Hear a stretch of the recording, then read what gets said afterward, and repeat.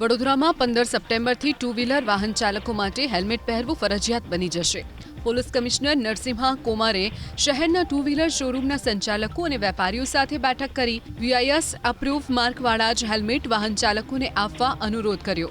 વાહન ખરીદનારને company 2 helmet આપશે, જે ફરજિયાત પહેરવા વાહન ચાલકોને પ્રોત્સાહિત કરવામાં આવ્યા.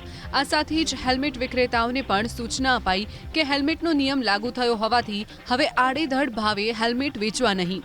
આ સાથે જ 15મી સપ્ટેમ્બરથી જે હેલ્મેટ નહીં પહેરે તે દંડ ભરવા માટે તૈયાર રહે તેમ પણ જણાવાયું. શહેરના માર્ગો પર ટ્રાફિક પોલીસ અને 1700થી પણ વધુ સીસીટીવી કેમેરા લાગેલા છે. જે હેલ્મેટ નહીં પહેરે તેમણે દંડ ભરવા તૈયાર રહેવું પડશે.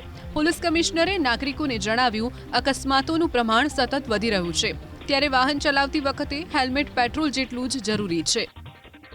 ટુ વ્હીલર છે પરંતુ હેલ્મેટ નથી. હેલ્મેટ નજીકના સ્ટોરમાંથી ખરીદો. BIS સ્ટાન્ડર્ડ વાળો હેલ્મેટ જ ખરીદો.